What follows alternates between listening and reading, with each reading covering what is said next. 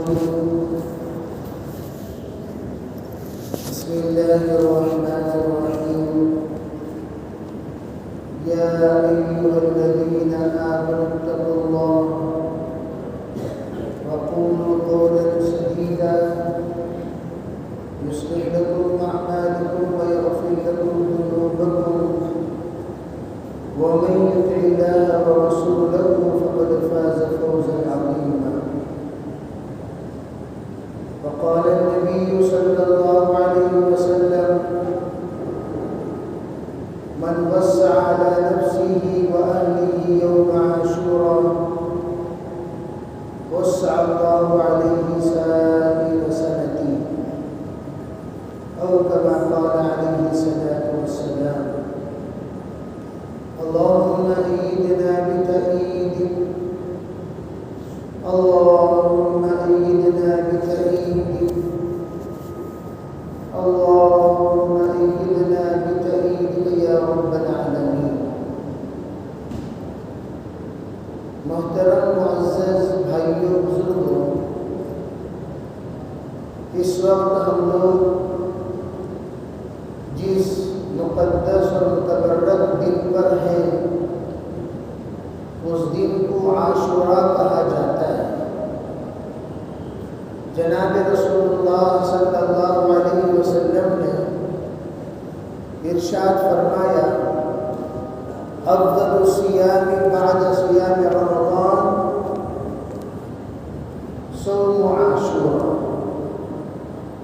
آپ نے کہا رمضان المبارک کے روزوں کے بعد اگر کوئی روزہ بابرکت روزہ ہے، ثواب والا روزہ ہے، فضیلت والا روزہ ہے، مقام والا روزہ ہے، وہ روزہ عاشورے کا روزہ ہے۔ اور آپ نے جب سنا یہودی بھی یہ روزہ رکھتے ہیں تو آپ نے فرمایا صوموا قبلہ او صوموا بعدہ۔ آپ نے کہا یا تو اس سے پہلے ایک روزہ رکھ لیا کرو یا اس کے بعد ایک روزہ رکھ لیا کرو۔ آپ نے جب یہودیوں سے ان سے یہ سنا کہ تم لوگ روزہ کیوں رکھتے ہو، کہا بطور شکریہ اس میں اللہ نے موسیٰ علیہ السلام کو فرعون سے اور ان کی جماعت کو بنی اسرائیل کو فرعون کے تمام ظلم و ستم سے نجات دی تھی، تو اس کے شکر میں ہم لوگ روزہ رکھتے ہیں۔ فرمایا آپ نے نحن احق منکم، تم لوگ جب شکریہ طور پر بطور شکر روزہ رکھتے ہو، ہم تم لوگوں سے بھی زیادہ حقدار ہیں اس بات کے کہ ہم بھی روزہ رکھیں۔ چنانچہ آپ علیہ السلام بڑے اہتمام کے ساتھ روزہ رکھا کرتے تھے، اور روزہ صحابہ بھی بڑے اہتمام سے رکھتے تھے۔ وہ روزہ جیسے کہ میں نے گزشتہ جمعوں میں آپ حضرات کے سامنے بتایا کہ اس روزے کی فضیلت کیا ہے، اس روزے کے سلسلے میں آپ نے کیا ارشاد فرمایا۔ آپ نے کہا ما قبل ایک سال کا گناہ اللہ صغیرہ سب معاف فرما دیتے ہیں جو یہ روزہ رکھتا ہے۔ فرمایا ایک حدیث میں کہ جو عاشورے کا روزہ رکھے 30 روزے کے برابر اس کو ثواب ملے گا۔ بعض روایتوں میں حضور علیہ السلام نے رمضان المبارک کے بعد افضل ترین روزہ قرار دیا، تو اس کی فضیلت میں تو کوئی شک و شبہ نہیں ہے، لیکن اس کے اہتمام کے حکم کے سلسلے میں فقہا یہ فرماتے ہیں کہ یہ سنت مؤکدہ کہلایا جا سکتا ہے، اس لیے کہ آپ کا حکم اس میں موجود ہے، اور جس عمل میں آپ کا حکم ہو اس کا درجہ سنت سے آگے بڑھ کر سنت مؤکدہ ہو جاتا ہے۔ ہم اس کو واجب تو قرار نہیں دیں گے، لیکن سنت مؤکدہ ضرور کہیں گے۔ علماء نے فرمایا اگر کوئی بندہ معذور ہے، مجبور ہے، وہ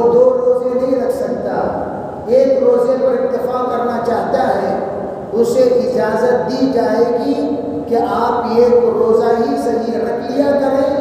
اگر آپ 2 روزے رکھنے کی طاقت نہیں رکھتے، ہمت نہیں رکھتے، قوت نہیں رکھتے، آپ معذور ہیں اور شریعت آپ کو معذور قرار دے رہی ہے، ایک روزے پر آپ اکتفا کر سکتے ہیں۔ ہاں، اب رہی بات دوسرے روزہ رکھنا یا نہ رکھنا، ضرور رکھنا چاہیے۔ بعض لوگ اس کے سلسلے میں یہ کہہ دیتے ہیں کہ آج کل یہودی روزہ نہیں رکھتے، اس لیے ہم لوگ ایک روزہ رکھنا کافی ہے۔ فرمایا حضور نے جب کسی بات کا حکم دے دیا تا قیامت وہ حکم باقی رہے گا۔ صوموا قبلہ او صوموا بعدہ، آپ نے جب کہہ دیا کہ تم اس سے پہلے یا اس کے بعد ایک روزہ رکھا کرو، کسی کو تخفیف کرنے کا حق نہیں بنتا کہ ما كان لمؤمن ولا مؤمنة اذا قضى الله ورسوله امرا ان يكون لهم الخيرة۔ جب اللہ رسول کسی بات کو طے کر دیں، لن تجد لسنت اللہ تبدیلا، وہ سنت یوں ہی باقی رہے گی، وہ سنت بدلی نہیں جائے گی۔ الیوم اکملت لکم دینکم اتممت پر جب اللہ نے کوئی بات متعین فرما دیا، اس میں ترمیم کی گنجائش نہیں رہتی، لیکن حکم میں تخفیف ہو سکتی ہے۔ جیسے میں نے کہا معذورین کے لیے اجازت ہے، یہ اجازت البتہ ہم کہہ سکتے ہیں، دے سکتے ہیں، لیکن ہم اجازت کلی نہیں دے سکتے۔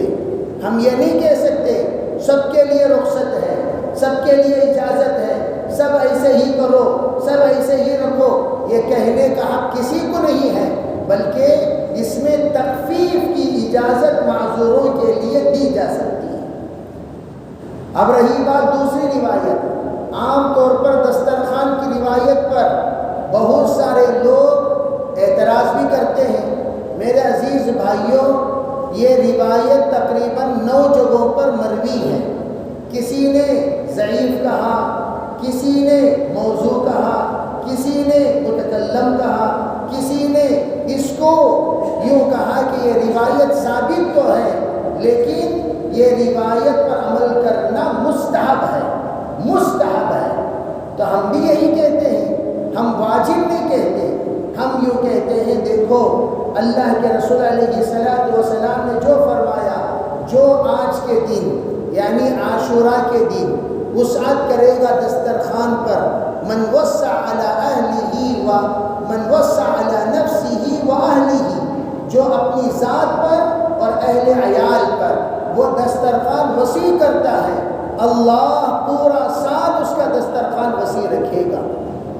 عام طور پر لوگ 2 باتیں اشکال پیدا کرتے ہیں، بھئی عاشورے کا دن یہ تو غروب آفتاب پر ختم ہو جاتا ہے، جب ختم ہو گیا تو وسعت دسترخوان کا حکم کہاں رہا؟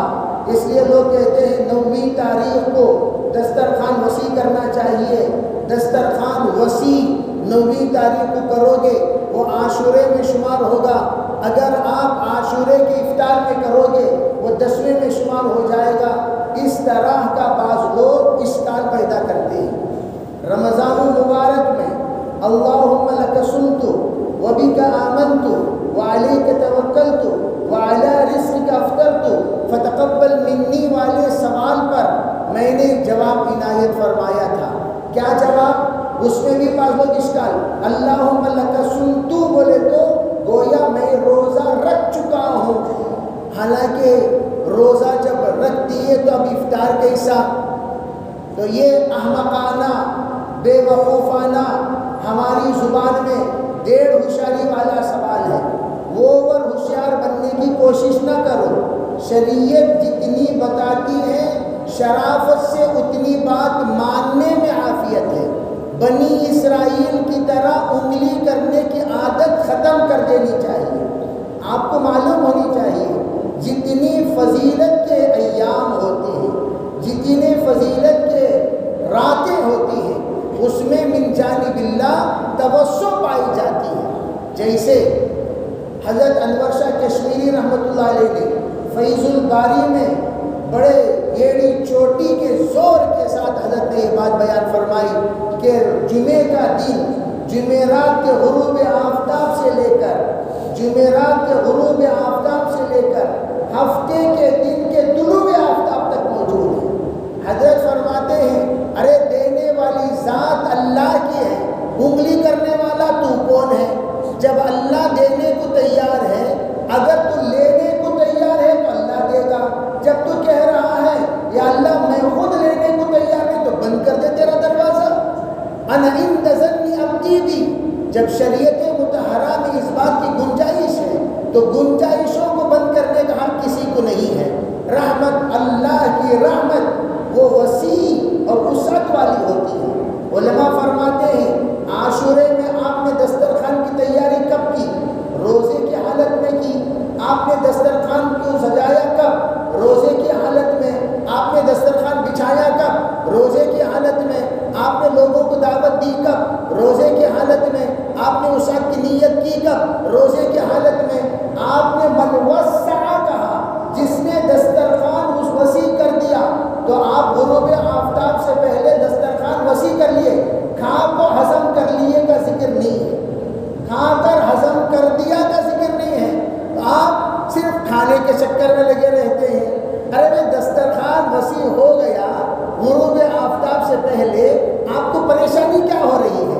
افطار آپ کر رہے ہیں غروب آفتاب کے بعد، وسعت آپ کر رہے ہیں قبل از غروب آفتاب، آپ نے دعوت دی قبل از غروب آفتاب، آپ نے خریدی کی قبل از غروب آفتاب، آپ نے پکوان کیا قبل از غروب آفتاب، جو کچھ آپ نے کیا ہے وہ قبل از غروب آفتاب ہوا ہے۔ جب آپ نے وہ دسترخوان وسیع کر دیا، مہمانوں کو آپ نے بلا لیا، دعوت دے دی، سب آ کر بیٹھ گئے، تو یہ سب قبل از غروب آفتاب ہو گیا۔ اب اتنا ہی اصل منشا ہے، اتنا ہی اصل حکم ہے، اس حکم پر اگر عمل ہو گیا بس کافی ہے۔ سحری میں بھی وسعت کر لیا کرو، افطاری میں وسعت کر لیا کرو، اللہ پر امید رکھا کرو۔ وسع اللہ لہ سائر سنتی، اللہ اس پر، جیسے بعض روایتوں میں وسع اللہ علیہ سائر سنتی، اللہ اس پر پورا سال دسترخوان وسیع کرنے کی امید رکھا کرو۔ تو خواہ مخواہ اعتراض مت کرو۔ بعض لوگ بہت ہوشیاری، ایسا مولانا وہ دن وہاں شروع ہوتا نا، دن وہاں ختم ہوتا نا، گویا آپ ہی علامہ ہیں، آپ ہی فہامہ ہیں، یا 10 سال جو مدارس میں پڑھ کر فارغ ہو کر آتے ہیں، وہ بیچاروں کو نہ عربی کا پتہ، نہ حدیث کا پتہ، نہ معانی کا پتہ، نہ لغات کا پتہ، آپ بہت بڑے فہامہ علامہ کی طرح آ کر وہ علماء پر اعتراض کرنے بیٹھ جاتے ہیں۔ اور میں نے کہا وہاں جو کہا اللہم اصوم غدن لکا، اس پر لوگوں نے اعتراض کیا رمضان میں کہ غدن کہتے ہیں کل کو، یا اللہ میں کل کا روزہ رکھ رہا ہوں، کل بولے تو ہفتے کو نیت کر رہا ہے، کل کے معنی اتوار، اتوار کو نیت کر رہا ہے، کل کے معنی پیر، یہ ایشنا حضرت وہ کیسا کل کی نیت کرنا؟ اللہم اصوم بول دیے تو کافی ہے، غدن لکا کہنے سے کل ہو جاتا ہے۔ ارے نادان انسان، غدن کے معنی ہر آنے والے وقت کو غدن کہا جاتا ہے۔ فَلْتَنْظُرْ نَفْسٌ مَا قَدَّمَتْ لِغَدٍ، حدیث قرآن نے جو کہا، ہر ایک انسان کو چاہیے کہ وہ غور کرے اس بات پر، کل کے لیے یعنی آنے والے وقت کے لیے اس نے کیا تیاری کر رکھی ہے۔ ہر آنے والا وقت اس کو غدن کہا جاتا ہے۔ اب آپ یہاں گھڑی دیکھ رہے ہیں، ہر لمحہ ہمارے لیے غد ہے، ہر سیکنڈ ہمارے لیے غد ہے، ہر گھنٹہ ہمارے لیے غد ہے۔ جب یہ بندہ نیت کرتا ہے اللہم اصوم غدن لکا، تو غدن کہنا یہ یا اللہ جو وقت آگے آ رہا ہے اس وقت میں روزے کی نیت کر رہا ہوں، یہ نیت، یہ اصل نیت کہلائی جائے گی۔ غدن سے مراد صباح جو ہم کہتے ہیں دکنی زبان میں، وہ صباح مراد نہیں لیا جائے گا، کل مراد نہیں لیا جائے گا، ڈے آفٹر ٹمارو یا ڈے ٹمارو مراد نہیں لیا جائے گا، نہ ٹمارو ہوگا نہ ڈے آفٹر ٹمارو ہوگا، بلکہ ٹوڈے ہی مراد لیا جائے گا اس سے، یہی اصل اس کا مطلب ہے۔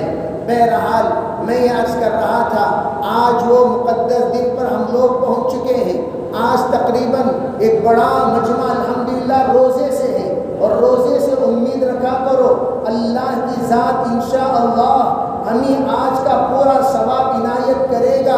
اب اللہ کی ذات جب ہمیں دینے کو تیار ہے، اللہ جب ہمیں دینے کو تیار ہے، ہم لوگ روڑے والے حرکات نہ کریں، رکاوٹ والے حرکات نہ کریں۔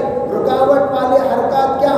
آج کا دن اللہ کے لیے جب ہم نے روزہ رکھا، زبان کا بھی روزہ، دل کا بھی روزہ، ذہن کا بھی روزہ، کردار کا بھی روزہ، فہم کا بھی روزہ، سوچ کا بھی روزہ، تمام کو پابند بنا کر غروب آفتاب تک رکھنا یہ ہم سب کی ذمہ داری ہے۔ اگر کوئی روزہ رکھے گناہ میں ملوث ہو، روزہ رکھے گناہ بھی کرتا رہے، روزہ رکھے سیئات میں مبتلا رہے، روزہ رکھے حسنات سے دور رہے، روزہ رکھے اللہ کی نمازوں سے بھی دور رہے، تو اس کا روزہ اس کے گناہوں کو معاف کرنے والا نہیں ہوگا۔ اس لیے کہ جب گنہگار کے گناہ کو معاف کرنے والا روزہ ہے، گنہگار کے گناہ کو معاف کرنے والا روزہ ہے، کوئی روزہ رکھ کر بھی گناہ کرے پھر وہ گنہگار کا روزہ اللہ کیسے معاف کرے گا؟ اس لیے فرمایا رمضان المبارک میں جیسی پابندی ہے اسی طرح کی پابندی آج کے روزے میں بھی ہونی چاہیے۔ دوسری بات یہ ہے، علماء یہ فرماتے ہیں رمضان المبارک اپنے مقام کے اعتبار سے، مرتبے کے اعتبار سے، اپنی فضیلت کے اعتبار سے، اپنی افضلیت کے اعتبار سے عاشورہ سے کئی گنا بڑا ہوا ہے، لیکن میرے عزیز بھائیوں آج کے دن پر بہت ساری نعمتیں وجود میں آئیں، اس لیے بعض علماء نے تاریخ کی روشنی میں اس کو حدیث نہیں کہا جائے گا، تاریخی واقعات، اور ہمیشہ یاد رکھو تاریخی واقعات کے مستند وہ مؤرخین ہوا کرتے ہیں، حدیث کے لیے مستند وہ محدثین ہوا کرتے ہیں، تفسیر کے لیے مستند مفسرین ہوا کرتے ہیں، فقہ کے لیے مستند فقہا ہوا کرتے ہیں، فتوے کے لیے مستند مفتیان اکرام ہوا کرتے ہیں۔ ہم الٹی سیدھی بات کرنے کے عادی ہونے کی وجہ سے بات کریں گے تفسیر کی، حوالہ دیں گے فقہا کا، بات کریں گے فقہ کی، حوالہ دیں گے محدثین کا، بات کریں گے تاریخ کی، حوالہ دیں گے حدیث کی۔ یہاں تاریخی بات کہی جا رہی ہے، لوگ کہیں گے یہ حدیث ضعیف ہے۔ ارے پاگل انسان، میں یہاں حدیث نہیں بیان کر رہا ہوں، میں یہاں تاریخ بیان کر رہا ہوں۔ تاریخ کے لیے مورخ کا حوالہ کافی ہے، تاریخ میں محدث کا حوالہ پیش کرنا اسے نادان کہتے ہیں، اسے کمزور علم والا کہتے ہیں۔ یہ حوالہ جیسے اس کی بات ایسی ہوئی، بیماری کے لیے دوا اطباء متعین کریں گے، ہم یوں کہیں ارے بھئی یہ دوا انجینئر صاحب نے دی، ہم کہیں گے تمہارا دماغ خراب ہو گیا، پاگل ہو گئے، تم کیا عقل نہیں رکھتے؟ ارے دوا انجینئر سے لی جاتی ہے، دوا تو ڈاکٹر سے لی جاتی ہے، دوا تو حکیم سے لی جاتی ہے، دوا تو طبیب سے لی جاتی ہے۔ اسی طرح کا معاملہ اگر کوئی کہے ارے بھئی یہ مسجد کا جو پلان ہے یہ کون کیا؟ کہا ہمارے ڈاکٹر صاحب کرے۔ ارے ڈاکٹر صاحب کے پاس پلاننگ لینے کی چیز ہوتی ہے، انجینئر صاحب کے پاس جانا چاہیے، ان سے کہنا چاہیے ارے بھائی انجینئر صاحب آپ دیجئے۔ اب اس نے جو ہی سنا چلو انجینئر صاحب کے پاس جانا چاہیے، چلا گیا انجینئر کے پاس۔ ہم نے پوچھا کون سے انجینئر کے پاس گئے؟ فرمایا ہمارے داماد ہیں، یہ سافٹ ویئر انجینئر ہیں۔ ارے کہا لوز موٹر انسان، یہ سافٹ ویئر انجینئر کے پاس جانے کا معاملہ نہیں ہوتا، یہ آ کر سول انجینئر کے پاس جانے کا معاملہ ہوتا ہے۔ انجینئر سافٹ ویئر بھی ہوتا ہے، ہارڈ ویئر بھی ہوتا ہے، سول بھی ہوتا ہے، الیکٹرانک بھی ہوتا ہے، بہت سارے انجینئرز ہوتے ہیں۔ ارے بھائی وہ الیکٹرک بھی ہوتے ہیں، اور تم جا کر یہاں کیوں گئے؟ یہاں جانا چاہیے۔ تب انسان کی عقل کام کرتی ہے۔ اگر معاملہ ہو عمارت کا، سول کے پاس جانا چاہیے، معاملہ ہو الیکٹرک کا تو الیکٹرک کے پاس جانا چاہیے، معاملہ ہو الیکٹرانک کا الیکٹرانک کے پاس جانا چاہیے، معاملہ ہو سافٹ ویئر کا سافٹ ویئر کے پاس جانا چاہیے، معاملہ ہو ہارڈ ویئر کا ہارڈ ویئر کے پاس جانا چاہیے۔ اسی طرح علماء فرماتے ہیں تاریخ کا جب معاملہ ہو تو ہم مورخین کے پاس جانا چاہیے، حدیث کا جب معاملہ ہو محدثین کے پاس جانا چاہیے، فقہ کا جب معاملہ ہو فقہا کے پاس جانا چاہیے، علم کا جب معاملہ ہو علماء کے پاس جانا چاہیے، فتوے کا جب معاملہ ہو مفتیوں کے پاس جانا چاہیے، تفسیر کا جب معاملہ ہو مفسرین کے پاس جانا چاہیے۔ اسی طرح یہ تاریخی واقعات ہیں۔ 10 عاشورے کو اللہ عرش پر سوار ہوا، 10 عاشورے کو اللہ نے بارش برسائی، 10 عاشورے کو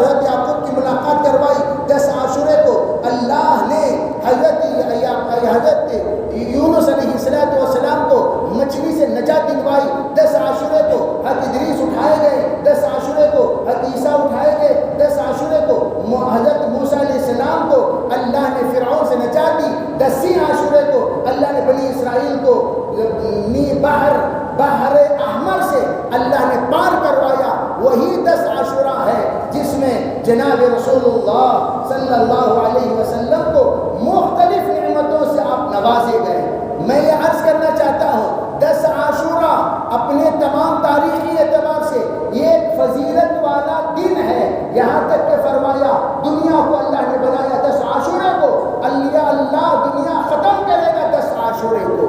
10 عاشورہ تاریخی اعتبار سے خاتمہ ہوتا ہے دنیا کا، لیکن یہ تاریخی اعتبار سے مورخین لکھتے ہیں، مورخین بولتے ہیں، مورخین سناتے ہیں، مورخین سمجھاتے ہیں، لیکن اس تاریخوں کے اعتبار سے ہمیں کوئی استدلال کرنا نہیں ہے، ہمیں کوئی سند بیان کرنا نہیں ہے، ہمیں کسی بھی اعتبار سے اس کے ذریعے سے حجت قائم کرنا نہیں ہے، صرف اتنا بتانا ہے آج کا دن اتنے تمام بہت سارے انگنت نعمتوں کا دن ہے، وہ آج کا دن ہم لوگ پہنچے ہوئے ہیں۔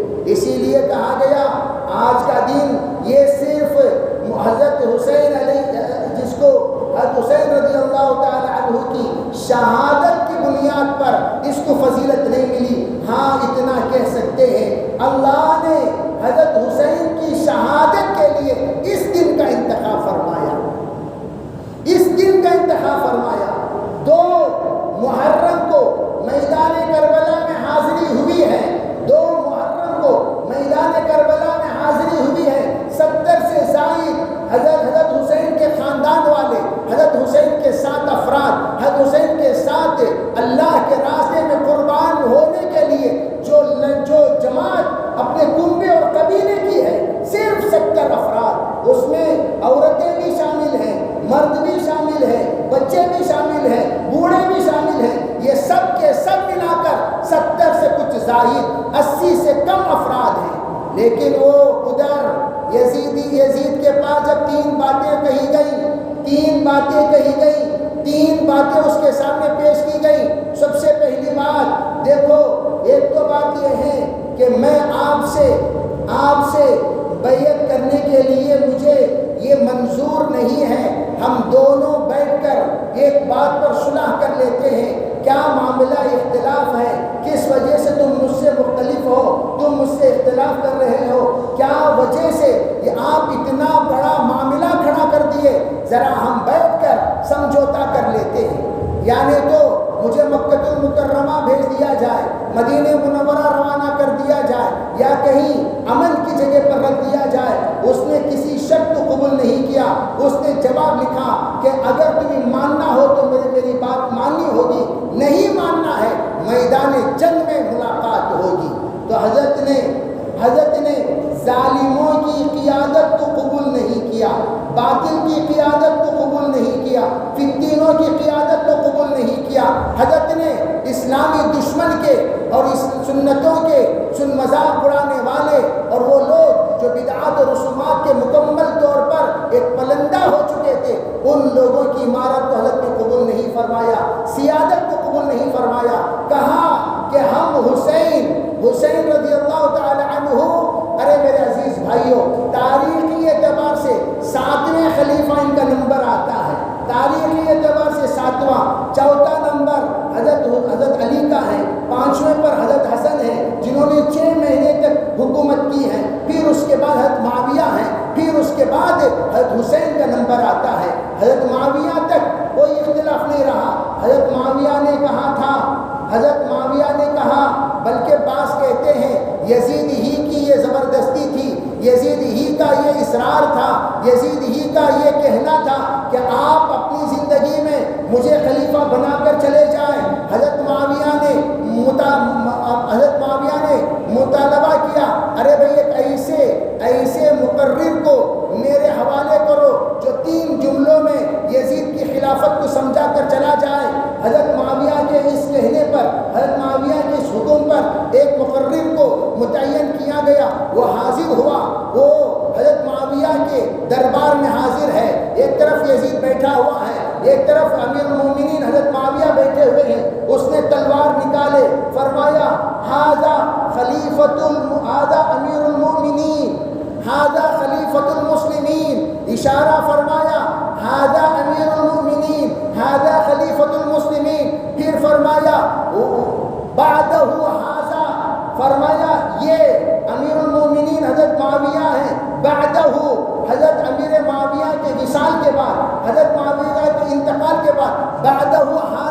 اس کے بعد یزید بنے گا. پھر کہا وَإِلَّا هَذَا، اگر تم لوگ اس بات کو تسلیم نہیں کرو گے تلوار تمہارے درمیان بولے گی، تلوار تمہارے درمیان چلایا جائے گا اور تم لوگوں کو جنگ کے میدان میں ملنا ہوگا، جنگ کے میدان میں ملاقات کرنی ہوگی. اسی اصول پر اس نے وزید ہو کر یوں کہا میری خلافت کو ماننا نہیں تو میدان کارزار میں کربلا میں آ جانا، پہنچ جانا. حضرت نے فرمایا تیری خلافت تو میں مانوں گا نہیں لیکن میدان میں ضرور ملاقات کروں گا. یہ تو خون ہے سیدوں کا خون. میں تو ہمیشہ کہا کرتا ہوں ڈپلیکیٹ سید اس کو کہا جاتا ہے جس کے اندر نہ سنت کی حمیت ہو، نہ سنت کی اہمیت ہو، نہ سنت کی وقات ہو، نہ سنت کی عزت ہو، نہ سنت کی شان ہو. داڑھی مڑا کر اپنے آپ کو سید کہے وہ کبھی سید نہیں ہو سکتا. اگر کوئی حرام کاری کرتے ہوئے اپنے آپ کو سید کہے وہ کبھی سید نہیں ہو سکتا.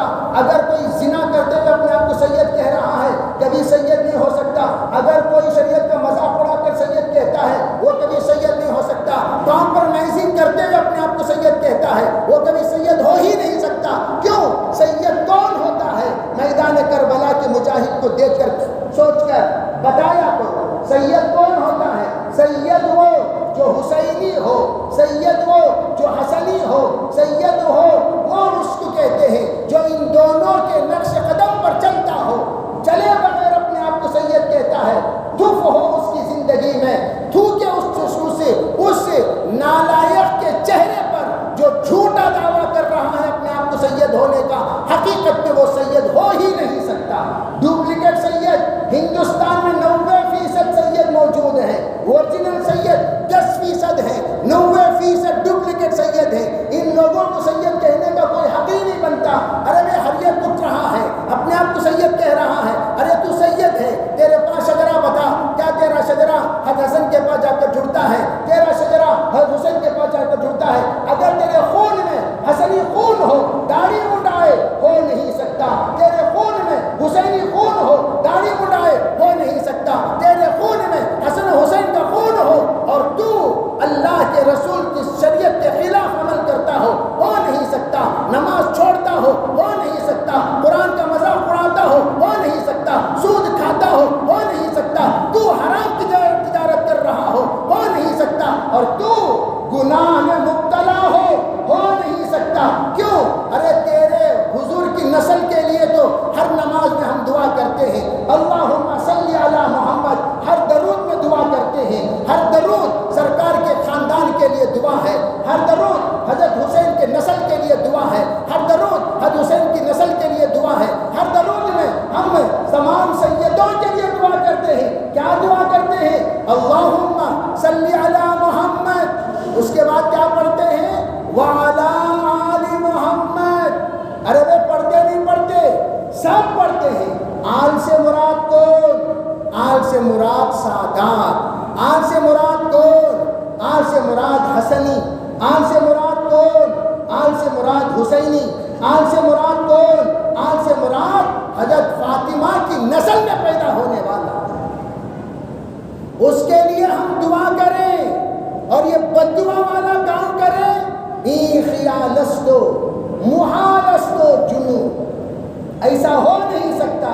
اور اس وقت سید کہنے والے ذرا آئینے کے سامنے کھڑے ہو کر یہ صورت کو سید لائق ہے کیا بول کو دیکھ لینا. یہ صورت کو سید لائق ہے کیا دیکھ لینا. صورت ایسی اپنے آپ کو کہہ رہا ہے میں حسنی ہوں. کہاں ذرا صورت دکھاؤ.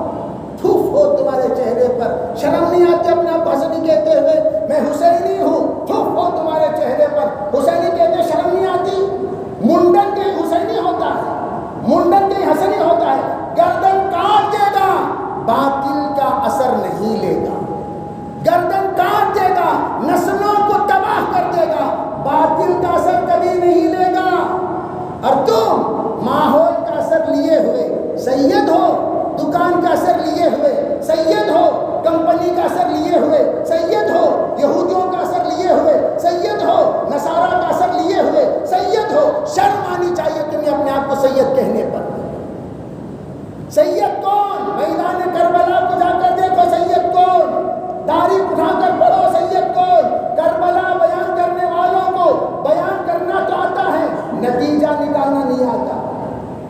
بیان اصل نہیں ہے، نتیجہ اصل ہے۔ نتیجہ کیا ہے؟ جان چلی جائے، شریعت محمدی کو زیر ہونے نہیں دیں گے، باطل کو زبر ہونے نہیں دیں گے، ظالم کو زبر ہونے نہیں دیں گے۔ جان چلی جائے، ہم اپنے باپ کی عزت کو جانے نہیں دیں گے، اپنے سید ہونے کی شان کو اترنے نہیں دیں گے، کٹنے نہیں دیں گے، پٹنے نہیں دیں گے، ذلیل ہونے نہیں دیں گے۔ یہ ہے سید کی شان۔ سید وہ ہوتا ہے جو شریعت کے لیے جان دے دیتا ہے، قرآن کے لیے جان کھپا دیتا ہے، حدیث کے لیے جان لٹا دیتا ہے، اور وہ اسلام کے لیے اپنے خاندان کو مٹا دیتا ہے۔ اسے کہتے ہیں سید۔ انہیں آتا سا لکھو مولانا کیا سید، لکھنے کو قلم آمادہ نہیں ہوتا، یہ دلندرہ کی فتنے سے لکھنا پڑتا ہے۔ صورت دیکھے تو بھیڑا میں سلام نہیں کرتے، وہ حالت کا چہرہ، اور اپنے آپ کو سید کہہ رہا ہے۔ شرم آنی چاہیے سید کہتے ہوئے تمام ان لوگوں کو جو لوگ شریعت کا مذاق اڑاتے ہیں اور شریعت کو کاٹ کر پھینک دیتے ہیں۔ آمدم برسر مطلب آج عاشورہ، آج سب کو روزہ رکھ کر اللہ کے سامنے مانگنے کو کہا جاتا ہے۔ اللہ سے یہ بھی کہو یا اللہ قیامت کا ایک دن آئے گا، وہ دن یوم یفر المرء من اخیہ وامہ وابیہ وصاحبتہ وبنیہ لکل امرئ یومئذ شأن یغنی۔ اے اللہ وہ دن جو آئے گا، وہ دن آنے سے پہلے میں اپنے خاندان کو کھلا رہا ہوں، یا اللہ میرے خاندان میں وسعت کا دروازہ کھول دے۔ دسترخوان وسیع کرنے کے معنی تمام آئٹم رکھو، خود دل ڈھکل لینا سنی، آئٹم رکھا نہیں، خود کھاؤ مانگو گا۔ ارے کھانے کے ساتھ کھلایا بھی کرو۔ تطعم الطعام تقرأ السلام صل الارحام تدخل الجنة بالسلام صلوا باللیل والناس نیام۔ کھلانا سب سے بڑی عبادت۔ دسترخوان وسیع کرنے کے معنی آئٹم سے وسیع نہیں، آئٹم کے ساتھ مہمان بھی۔ وہ دسترخوان جس پر یتیم ہو، وہ دسترخوان جس پر بیوہ ہو، وہ دسترخوان جس پر طالب علم ہو، وہ دسترخوان جس پر مسافر ہو، اس دسترخوان کا اللہ سوال نہیں کرتا۔ دسترخوان پہ لاؤ یا نہیں، اپنا دسترخوان ان کے گھروں میں بچھاؤ۔ دعوت تین طرح کے ہوتے ہیں، تین طرح کی دعوت حضرت تھانوی نے لکھا ہے۔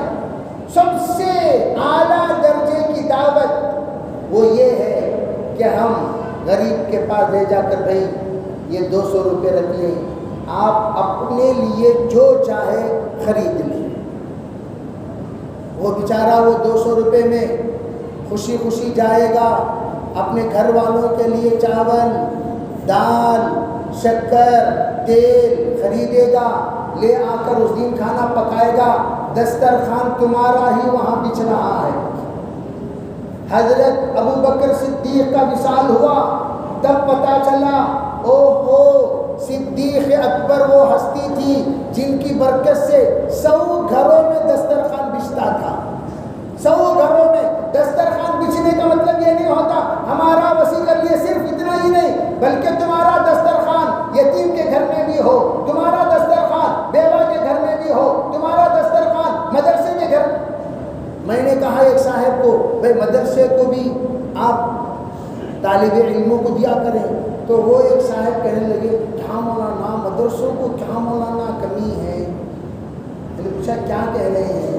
مدرسے میں تو بینک کا اکاؤنٹ فل ہے۔ ماشاء کتنا بڑا دل، کتنی بہترین عقل، کیا بہترین سوچ، کیا بہترین فکر۔ 1300 مہینے میں 10 روپے چندہ فل نہیں۔ تمہارا چچا کا خزانہ بتا لے کیا؟ تمہارے دادا کا پراپرٹی کو پڑھی جا وہاں فل نہیں، کہاں ہی فل ہے؟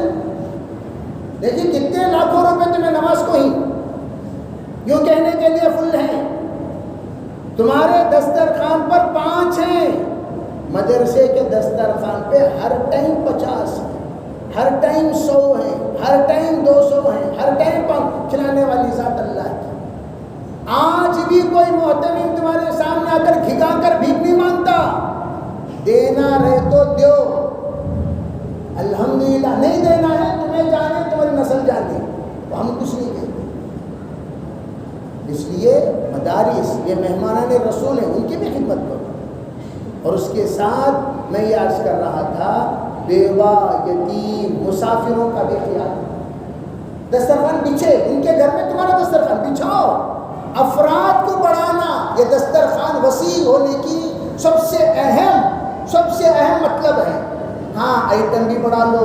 عام دنوں میں تم دال روٹی کھاتے ہو، آج آپ مرغی روٹی کھایا کرو۔ عام دنوں میں میٹھا نہیں ہوتا، آج میٹھا بنایا کرو۔